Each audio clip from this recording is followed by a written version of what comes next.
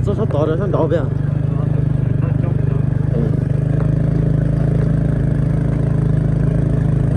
老说的要来算的，还能算到这里，别上来就出去中这个。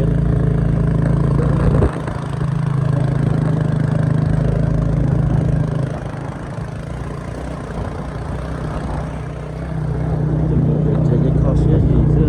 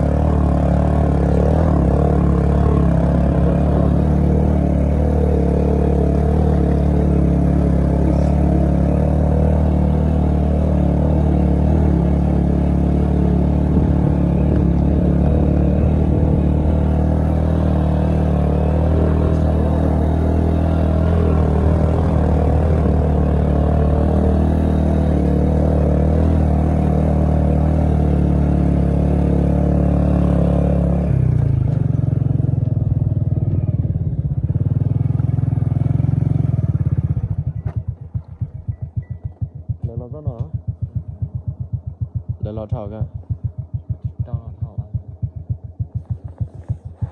tôi mua cái chế lò một chỗ này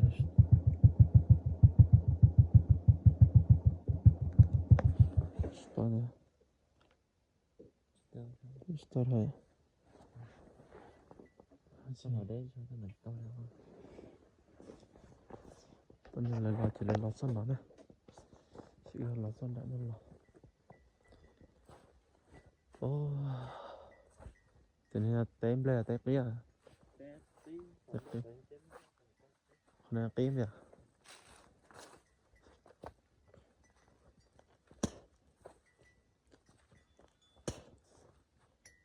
đi nó sao rồi sẽ kéo đây trong này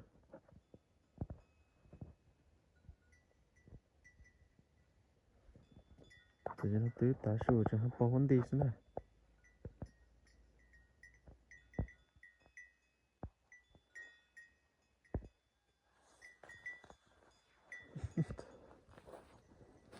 thế này sẽ chẳng hạn đọc là bao đạp lên này là giật ký lưỡi cha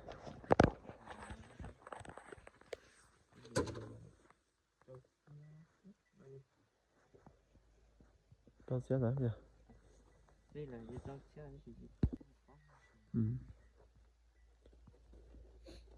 thôi mà ông tây bảo là chỉ lọc cái này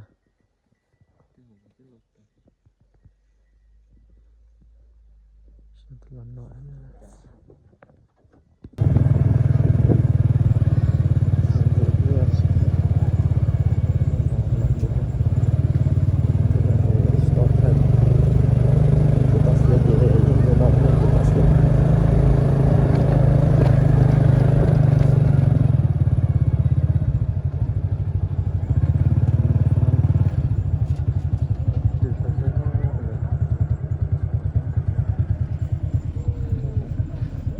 ngồi sao gọi thằng lên ngồi sao gọi Này, có tôi còn áp tuột lại rồi bóng à.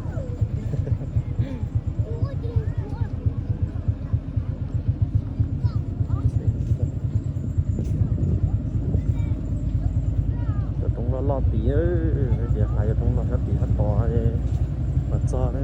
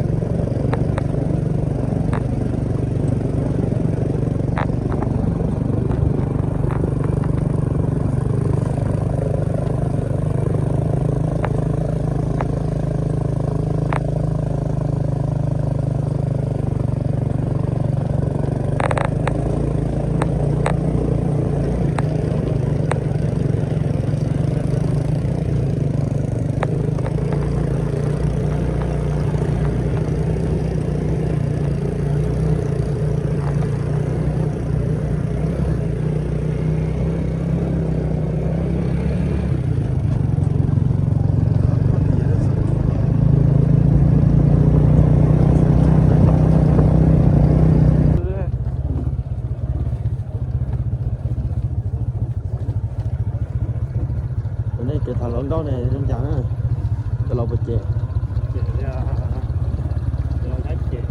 xẹp nha. muốn nói mà có thì biết chọn đi nha ta thấy một mua giờ giờ giờ thay thay thay chè thay chè như thế bị chè đấy à.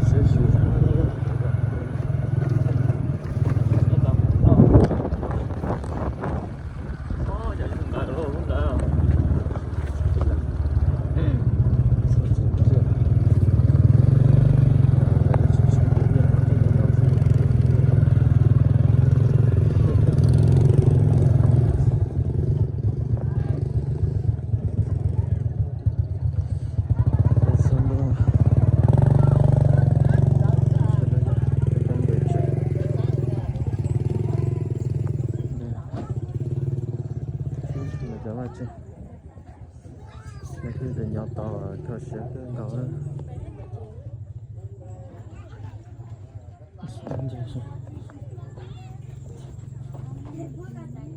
ôi Chú nhỏ to khó xé ra à.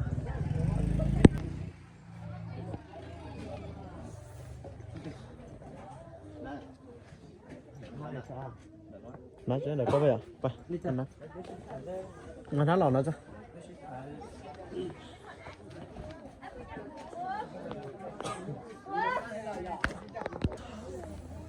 Nên chạy tôi à? Nên hình đó là chỉ dạng có thôi á. Này cứ là sao kia này. Nó có chân dài luôn rồi đó. Cái chân dài luôn. Để đó xong nó cứ dài cắn lưỡi chuyện này. Đó là có ta lắm.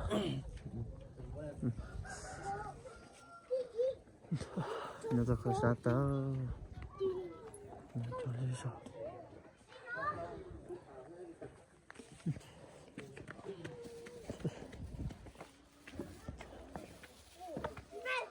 Sao rồi sao. Nó ta có sát cái.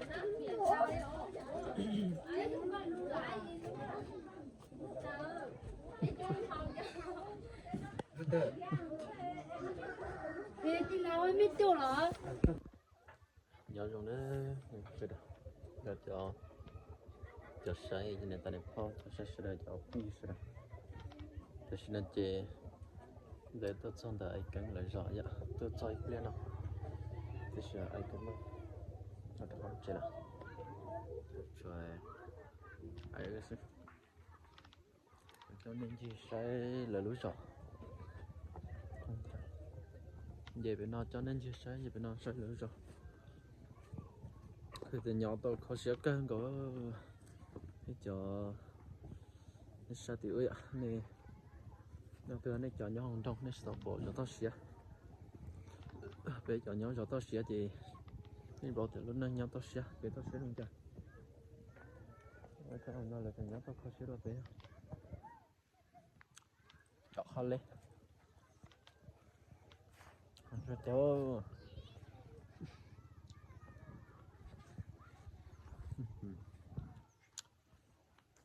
đến trên trong bó tí tê trong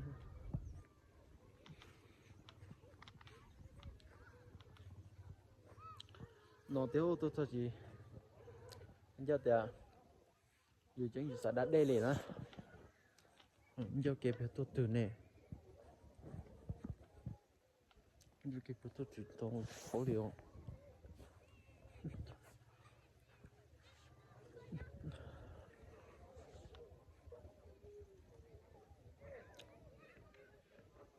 tan rồi cho nó tan tháo mới liền bây giờ tới bây giờ nó lấy chơi gì nữa thế sợ chân sần gió chân con chưa thì ta giống nó chị không khó chơi gì sao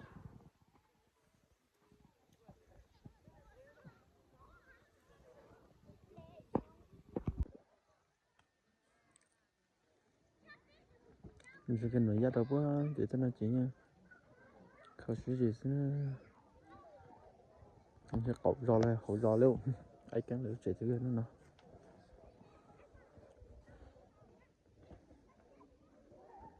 wow cái cái từ gì là tôi nói trong tôi mua vậy họ tôi sẽ cho thế nhớ tới giò này nhớ tôi thế sao nhớ tôi khó xé được tiền tập là chị nhà sinh gió thì không xé gì là xưa nhớ phải sẽ lên chợ bắt ta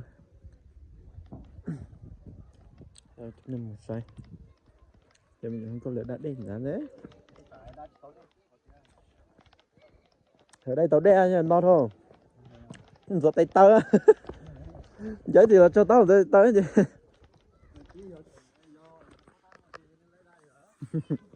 con thiệt sợ rồi thì vậy tôi để tự hư á chị hãy chứ tôi đang nha nhật đến thằng à dạng mình tay vừa bông hỏi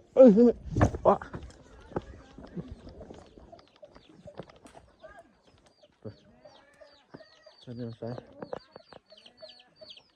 rồi cho nó phải lên giờ bắt tay à ta tay nhá.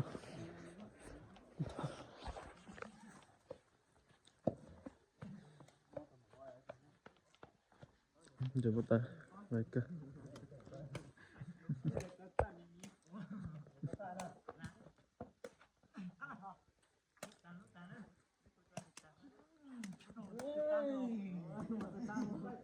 Hay rồi nó. Chậm giờ là có đã đi đó. Ôi.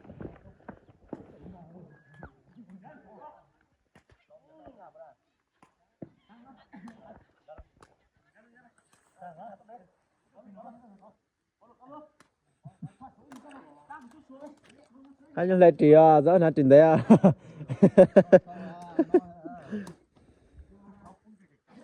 Nó trình đấy, nó giống giấy bia xóa á.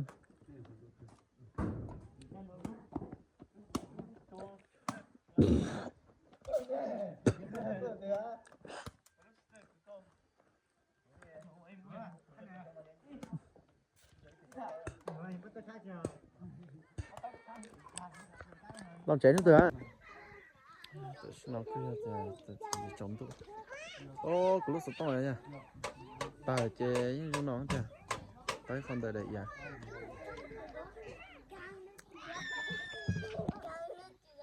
Nhớ lòng nó nhớ lòng sụt. Không nhớ nữa. Nó mình nhận ra lúc xe thời gian chống tụ. Thấy cơ mà mình ra thấy cơ là rồi. Thằng giờ sống thôi. Nằm giữa này. Nằm giữa lên hết rồi. Mẹ quá chị. Mẹ quá chị. Một năm mấy bột trắng đây. Để chích lại. Mẹ chém mùa á. Chém mẹ sắp tay á. Đấy.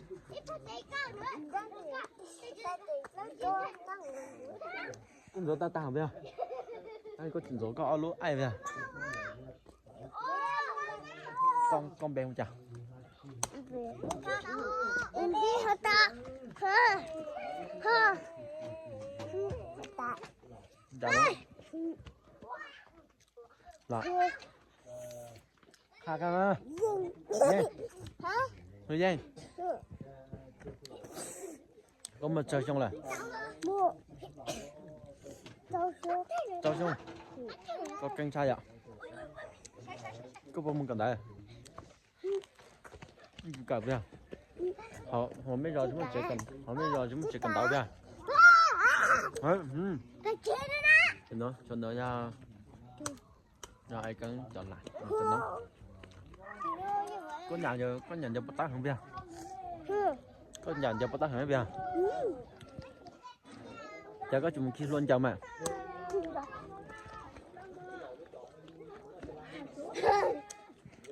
Nó chơi tụi hỏi á. Lo tôi bên nó bé có ai nào chưa nó chẳng có tụi ai gì à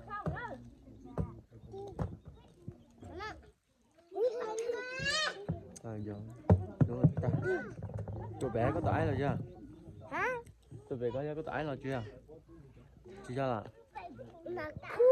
có nào khu nhớ từ à nhớ từ tôi à cô khó nhớ từ bố nó trẻ chưa luôn đi á bố trẻ luôn đi á mấy trong dạng thôi ạ dạ mấy trong rau cái dài ạ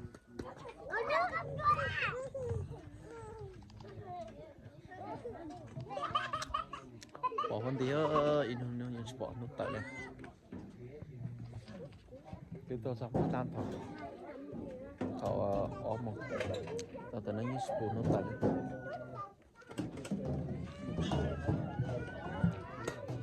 nhiều họ đã đi ta nó thì tê nhanh được nhiều tao thì lúc chúng ta rồi tao nó giỏ rồi cái cho nó ăn nó ye ai cần cởi bất cứ sao nó nói rằng là nó nói trong chỗ nó cho có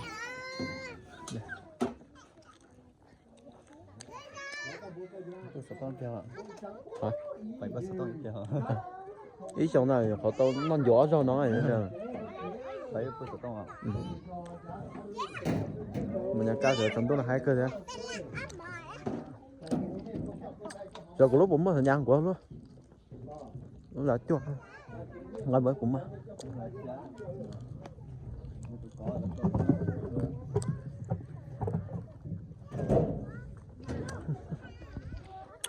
đang à cho nó mà xé cho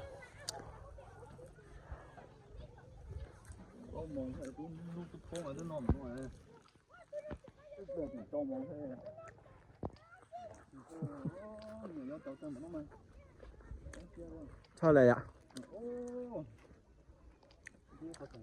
chuyện cao hơn lễ thôi à chuyện cao cái lễ thôi ha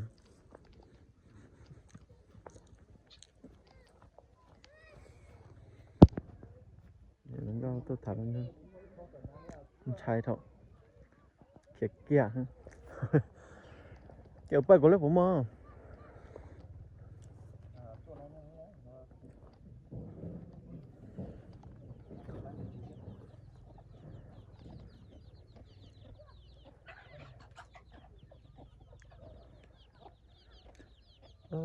nhà tàu tê sẽ khó xịt nếu mình tàu rọn tàu đen này à mới đi à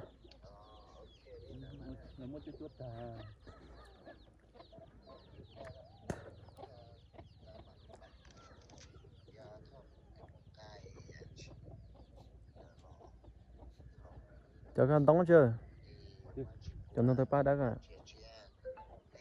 đó thì đó dịch khơi cho dịch khơi bên nó yếu nó bên nó tổ gì thôi nhá lại nha chuẩn đấy ngồi lớn lo nên đó mà pháp phú tôi nhá nó cứ một cái thì không phải pháp sao cho cái này cái sữa thế là cái sữa là cái món à cái chế mùi gió này thổ nho thổ nhưng mà cái cho cái mấy khơi hết tại sao mà dài nó cái chế nó lòi khơi cho lời nó phải chơi cho nên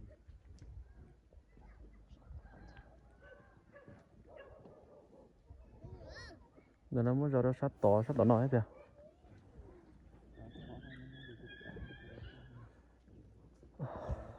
tiêu tôi xin nói gì cứ cho thầu nó sẽ thầu như chúng tôi tiền đi